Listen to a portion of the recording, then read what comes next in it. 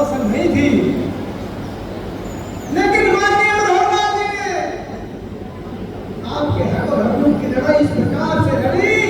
उन्होंने कहा मैं राजनीतिक नफा नुकसान नहीं देखूंगा, मेरा चाहे राजनीतिक कितना भी नुकसान हो जाए। पहली कदम से प्रमोशन में रिजर्वेशन दिया, जिसका नतीजा हमारे बहुत सारे कदम कैंसियस बने बैठे हैं, अधिकारी बने बैठे हैं। ये मनोहर सोच का नतीजा है। ये मनोहर लाल जी ने दिशा और दशा जो हरियाणा प्रदेश में दी, उसका नतीजा है हम सफेद पोस्ट पहने हुए कोई अधिकारी, कोई एमसीएस, कोई डीसी, कोई आईएएस, सब बने बैठे मनोहर सोच का नतीजा है। तो मनोहर लाल जी ने दलित वर्ग के हक और हकूक की लड़ाई लड़ी।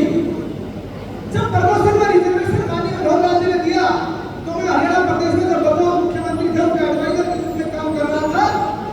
मनोहर लाल जी ने कहा विधानसभा में कि मैं प्रमोशन में रिजर्वेशन लेना चाहता हूँ। उस समय विपक्ष के नेता भूपेंद्र सिंह हुड्डा होते थे, उन्होंने खड़े होकर विधानसभा में चुटकी ली कि मनोहर लाल जी ये तो जुमला है, ये साबित नहीं कर सकते आप। मनोहर लाल जी ने विधानसभा से निकलते ही कहा चीफ सेक्रेटरी को बुलाकर मुझे 3 दिन में प्रमोशन में रिजर्वेशन चाहिए, सारा खाका बना कर लाइए। मुझे याद है आज भी वो दिन, वो चीफ सेक्रेटरी होता था, आजकल रिटायर हो गए।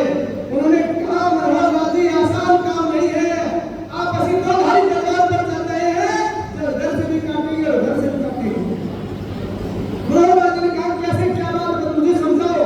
उसने कहा अगर हम प्रमोशन में रिजर्वेशन देंगे तो जो पहले नंबर से 52वें नंबर का आदमी है उसको पहले रिजर्वेशन देनी पड़ेगी। 52वें नंबर वाला आदमी पहले नंबर पे आ जाएगा तो 51 आदमी नाराज हो जाएंगे, चाहे वो किसी भी वर्ग के हो, किसी भी जाति के हो। मनोहर लाल ने कहा ये तो 51 आदमी नाराज हो रहे हैं, 100 भी हो जाए तो भी रिजर्वेशन दोबारा करेंगे। वो फैसला आज समाज के लिए संजीवनी का काम कर रहा है। वो फैसला आज समाज के लिए बहुत बड़ी ताकत बनकर काम कर रहा है। इस प्रकार की ताकत जिस व्यक्ति ने दी हो, मुझे नहीं लगता कि डॉक्टर बी.आर. अम्बेडकर जी के बाद अगर राजनीतिक परिदृश्य की आप बात करें तो आधुनिक युग का अम्बेडकर उसको कहे तो कोई अतिशयोक्ति नहीं होगी। हम एक ऐसी शख्सियत के लिए उसका धन्यवाद करने के लिए आज इकट्ठा हुए हैं। पूरे हरियाणा प्रदेश में ये मुहिम चली हुई है कि हमारे समाज के हक और हकूक की लड़ाई लड़के बराबरी का जो अधिकार दिया माननीय मनोहर लाल जी ने, जिसका नतीजा है कि हमारा दलित वर्ग बहुत आगे चला गया है। ये सारी मांगें पूरी करके उन्होंने दिखा दिया कि डॉक्टर बी.आर. अम्बेडकर जी के बाद अगर किसी ने दलितों के हक और हकूक की लड़ाई लड़ी तो मनोहर लाल जी ने लड़ी। और दूसरा विषय आता है जिस काम के लिए हम सब लोग इकट्ठा हुए हैं, संविधान के सम्मान में। भाई रवि जी ने हमने नारा दिया था संविधान के सम्मान में, मनोहर जी मैदान में।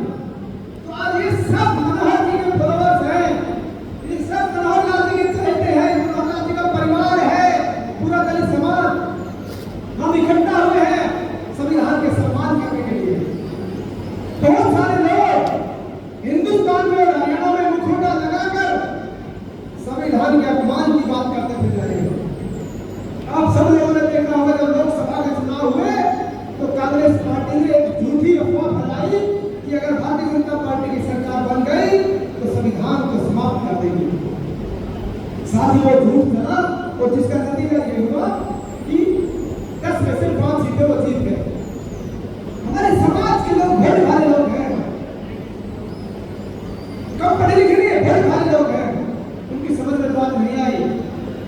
लेकिन तब जो हमारे जैसे सक्रिय पार्टी में जो काम कर रहे थे